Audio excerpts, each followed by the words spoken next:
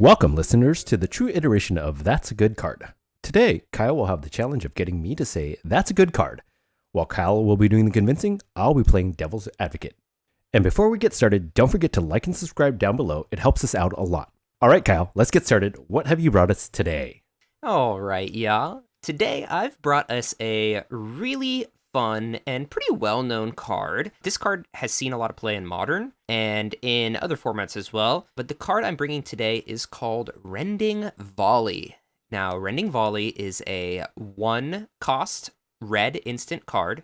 It's just 1 red pip, and it says, Rending Volley can't be countered by spells or abilities. Rending Volley deals 4 damage to target white or blue creature. So, let's talk about where Rending Volley sees play today in this current CEDH format. And right now, I took a look at some of the most recent tournaments that were listed on EDH Top 16 and kind of parsed through all the decks that are able to play Rending Volley, all the red decks. And I did find it in quite a few decks, actually. So the most prominent, I guess the most successful deck that I've seen this being played in is Itali.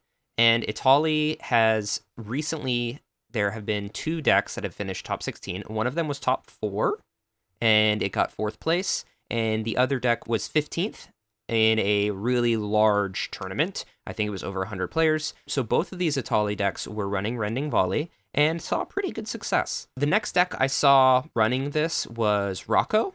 So I saw a couple of Rocco lists outside of the top 16 also running this, but I only saw one notable Rocco list that got 6th place in a tournament that was a decent size that was running Rending Volley. So Rocco notably is a Naya commander, and I think it's found some success running Rending Volley, and I think the other Rocco lists that, fell out of that top 16 might be able to benefit by adding Rending Volley to their lists. And then the last deck list that has been seeing pretty good success, I would say, has been considered a good deck in the format and not kind of hasn't taken that like jump to the S tier level of the S tier decks, which is Ob Nixilis. Yep. So Ob Nixilis, I saw in a 13th place in a large tournament, as well as a 16th place list. Now, Ob notably hasn't really been making a lot of top 4s. Unfortunately, the deck has kind of fizzled out a little bit from the success that we were seeing early on. I think players are kind of learning how to play around it a little better. Yeah, I don't know if you kind of feel the same way. I know you just recently started piloting Ob. What do you think's going on with the Ob lists? I think he's getting, he's getting targeted down a little bit. It is a pretty... When I play the deck, I do find myself kind of playing with my hand shown, essentially. The card draw is, exiling cards from the top of your library. So if you're down to 2 cards and then you're showing everything else, it's kind of a little easier to play around an Ob deck at times. But I'm just kind of starting to learn, and what I like about the deck is it's stretching my ability to politic a little bit, and as well as looking for that window of opportunity, right? It's can be very fast and explosive. I've definitely had games like that, but at the same time, you've got to really talk your way out of having your Ob Nixilis destroyed and trying to say, hey, I'm trying to help police the board too. Yeah, I don't know if he'll ever be S tier, but I'm having a lot of fun with it. Yeah, so those are kind of the lists that we've seen Rending Volley be successful in. So I kind of want to get into why I think that we should be playing more Rending Volley. Because from those lists, I mean, obviously a lot of those lists were successful. They got top 16s in large tournaments. The Itali list got top 4 in a large tournament. So this card is definitely right in our wheelhouse of this is a fringe card. It's something that has seen play, but it's not seeing a lot of play. So I think it's just a perfect card for us to talk about today. Yep. You ready for my first point? Yep, let's hit it.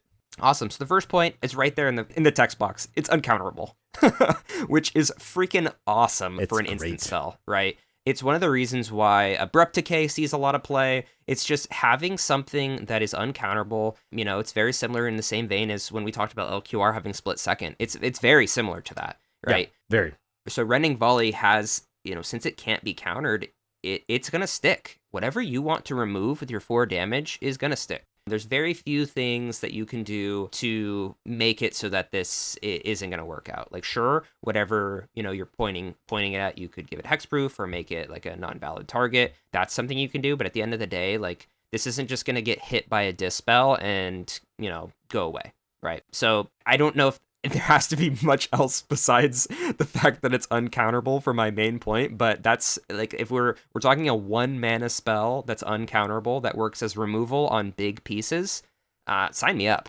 I agree. I think the spells that notably could deal with Rending Volley are Mindbreak Trap, Reprieve.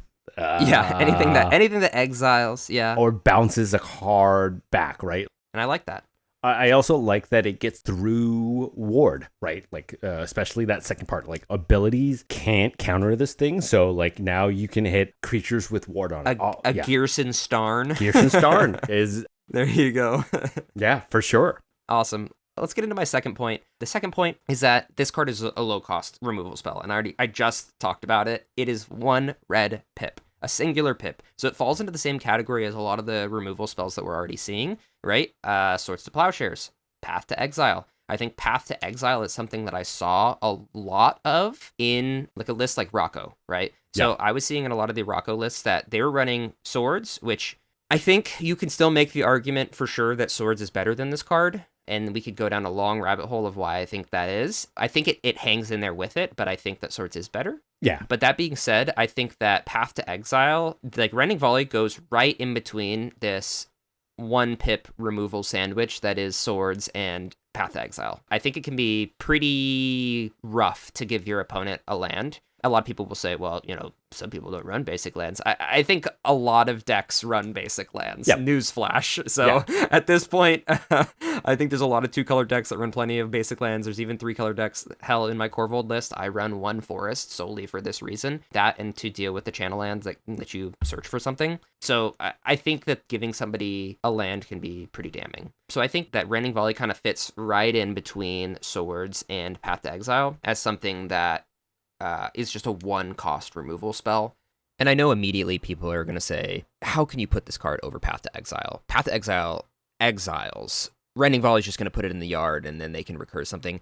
And my point to that is that Rending Volley doesn't even hit a lot of the stuff that wants to be recurred, right? It only hits white or blue creatures. So it's not like we're using Rending Volley to remove something that's going to be part of some sort of recursion loops. Now, if there is a white or blue creature that likes to be recurred often, that you also want to remove in the first place, sure. Please tell me in the comments that I'm wrong, but other than that, I don't think that the fact that something exiles versus goes to the yard is super relevant for white or blue creatures that are being removed. Anyway, I think another cool thing about being 1 cost is you could play it in a turbo list, right? It's 1 cost. Adnos is going to flip for 1 damage. We love that. Any spell that's going to be super impactful at only 1 cost or free is something that I think we should at least be talking about. Yes. And that might be a hot take to say, but if a spell does something impactful and it's 1 cost, we should talk about it for CEDH. Why not?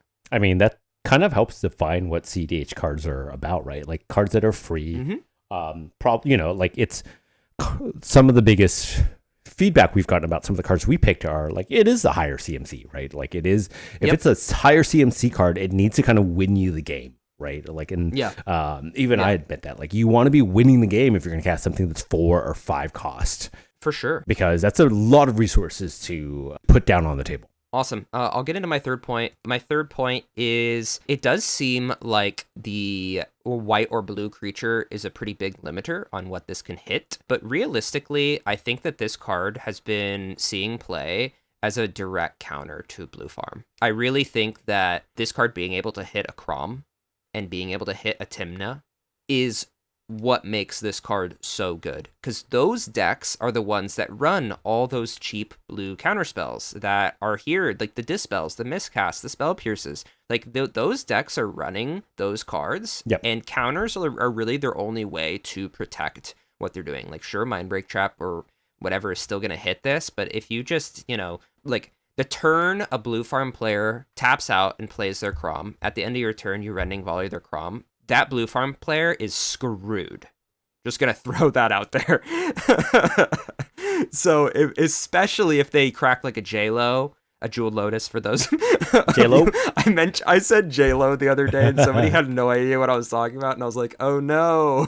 So, but if a Crom cracks a J-Lo to get cast and then you Rending Volley their Grom at the end of their turn, or before they even get a chance to draw a card, that's super damning for that blue farm player, regardless of how good the deck is. So I really like it as a direct counter to blue farm. I also notably think that Tymna should be removed more often, and it kind of flies under the radar as something that people don't want to waste cards on. Absolutely. But Tymna will draw you so many freaking cards. If you just Rending Volley a Tymna, it feels great. And the thing is like, is a blue farm player really going to then spend 5 mana to cast their Tymna again? Probably not. I don't know. Seems like shit. So I think it's something that needs to be targeted more. Notably as well, Rending Volley also removes a lot of the other really powerful commanders right now, notably Sisay. And I know that a lot of times Sisay does get pretty big, but I think what we see pretty consistently is a Sisay being cast with only like one thing on the board. Like it'll be like a Ragavan, and then turn 1, and then you cast Sisay turn 2. So Sisay's it's not at that point where it has 5 toughness. So I think Rending Volley does a really good job of removing Sisay. It also hits Kinnan. It also hits Talion. Hits Tyam. It's pretty versatile in what it can hit. I'd say in the top 15 commanders that are being played in CEDH, it hits a massive chunk of them. Yes. Yeah. Notably, it doesn't hit some of the bigger commanders. Obviously, it's not going to kill a Tivit. It's not going to kill an Atraxa. It's not going to kill a Kenrith. I mean, maybe, since Tivit is technically blue, Kenrith is technically white, and Atraxa is technically blue and white, right? You could deal 4 damage to it and then maybe shoot some Orcish Bowmaster pings at it. I don't know. And kill it, but maybe not the thing with Ward. But, dealing 4 damage could be useful in some capacity. But at the same time, like, this card is meant to stop the commander engines that are Crom, Tymna, Sisay, Kinnan, Talion, and even Talion in the 99, right? So, those are my points. I think those are all really valid points. And I definitely want to mention, like, since you mentioned Ob Nix, like, and I'm starting to play it, I do definitely see this card. I do run this card, Rending Volley, in my list, and so I do have a decent amount of experience with it now. And it's interesting that you kind of like focused on removing commanders, and I thought immediately about all the times I needed to remove a piece that was keeping me from winning the game. I think when I look at this card, it doesn't remove sometimes stacks pieces, especially hate bears that we kind of need off the table, right? It doesn't remove an oof or an opposition agent. And so while white and blue are pretty prevalent in the meta, it doesn't quite hit everything. And so it's fairly narrow, right? Yes, you still get a good amount of creatures that you're going to be able to hit with this. And like, for the cost, I do still think that this is pretty worthwhile running, especially if your meta is like really creature heavy and has a lot of white and blue. But you definitely need to consider slotting something else in if you're in a meta that sees a lot more like Dockside, and so people have now pivoted towards running a more oofs.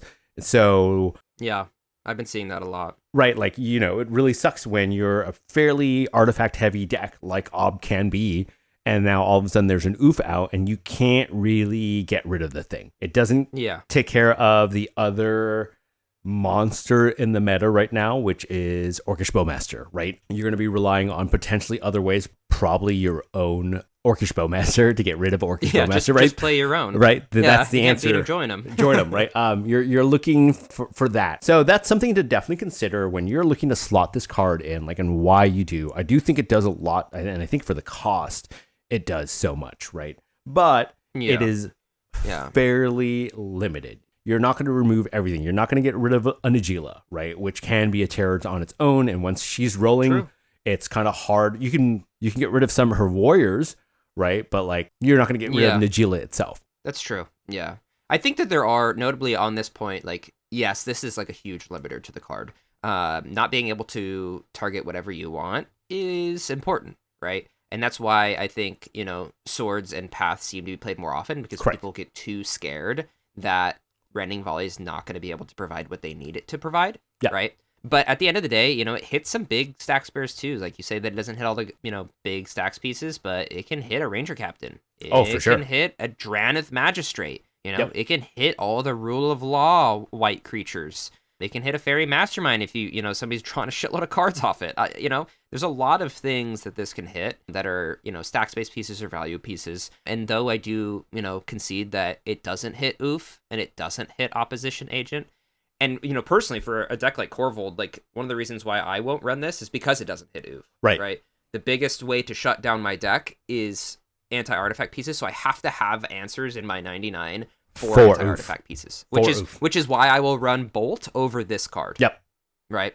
So I'm just straight up running Bolt over this card because it can kill Oof, and that's just because I cannot win the game with my deck because of it. If you're a deck that pivots a lot, has multiple win cons, multiple win lines, and can maneuver, without artifacts, if you're a 5-color good stuff deck, if you're a 4-color good stuff deck, you don't need to be afraid of Oof, like, realistically.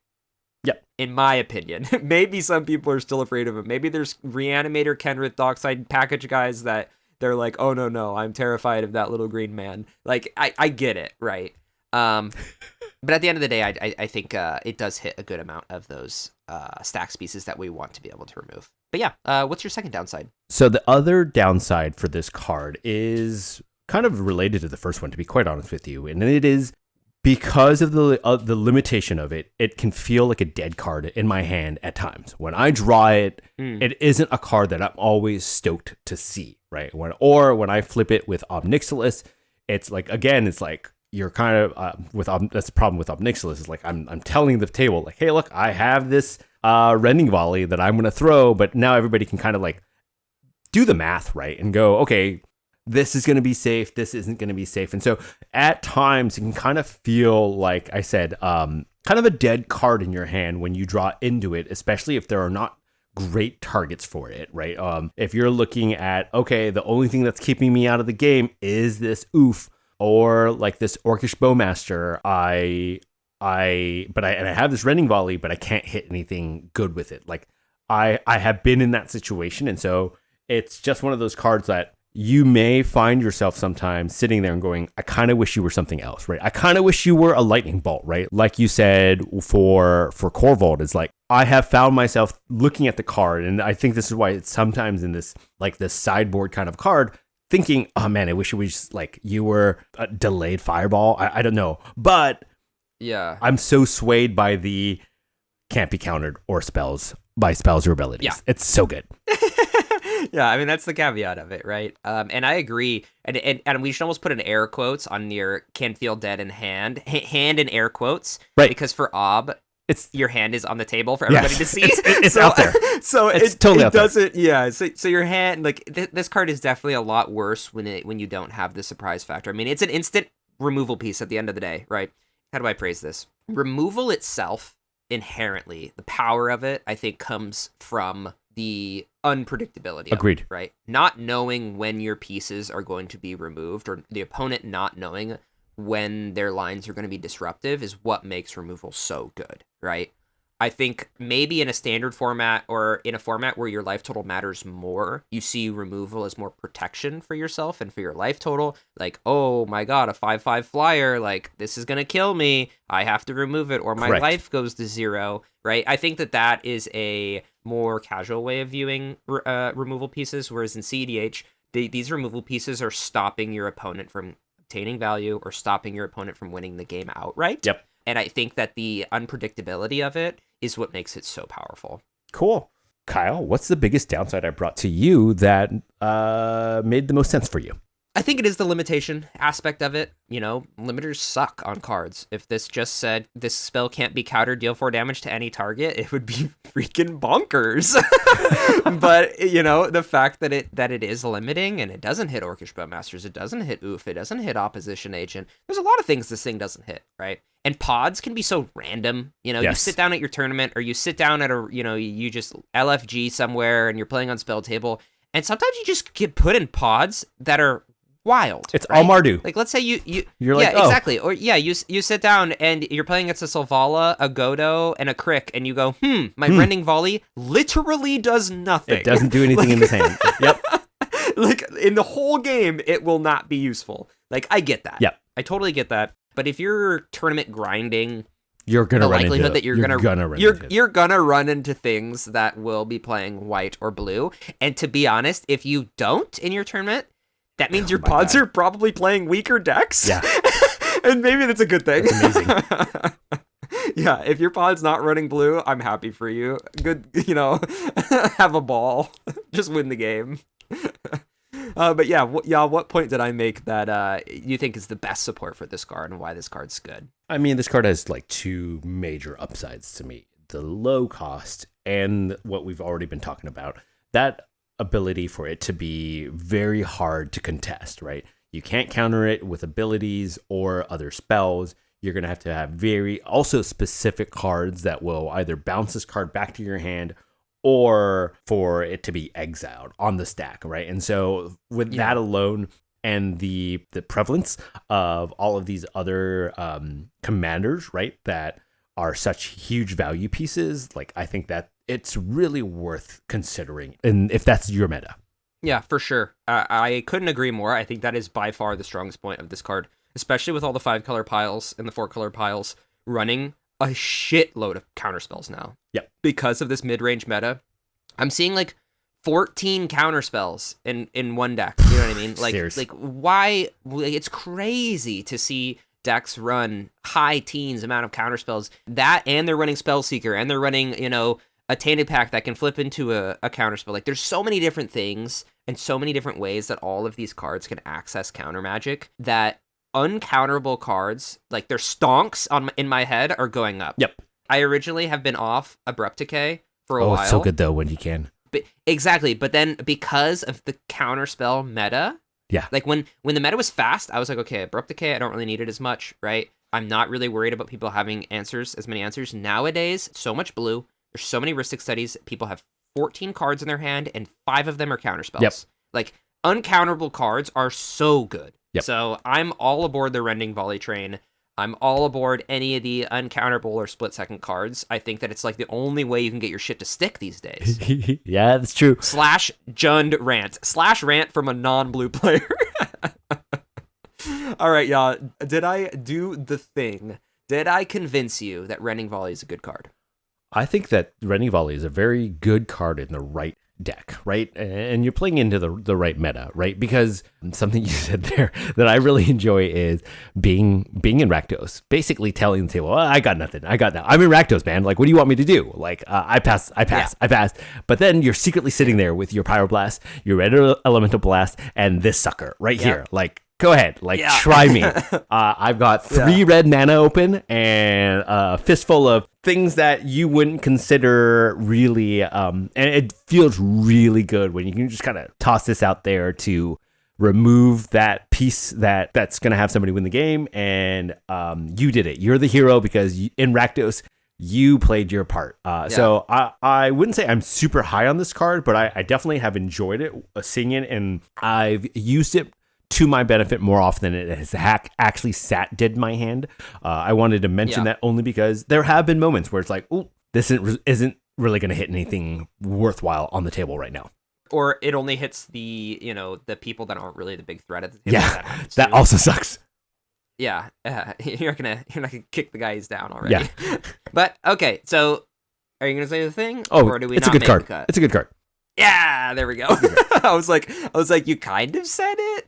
It was a little bit of a tease. It's a good card. You just really, I think this is one of those good cards that I think come with a little bit more of restrictions than not, right? It isn't as we are kind of learning now, looking back, almost a Downey, right, has been really kind of a banger of a card, even better than I haven't seen it as much in our pod, but like it's definitely doing well. So and this card has been around for a while. It definitely is a staple in Modern, and you definitely see it in CEDH, and I'm going to try to run it in as many decks as I can.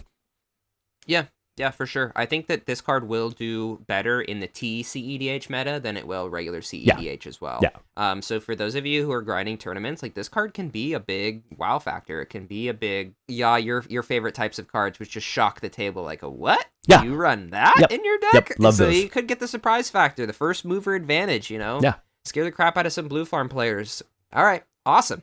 Well, thank you so much for listening today. Please don't forget to check out the description below for our link tree, which has links to all of our social medias. Don't forget to give this video a like and comment. So I really appreciate y'all coming today to listen, and I know y'all does too. So thank you so much for your support, and we will see you next week. Thank you. See you next time.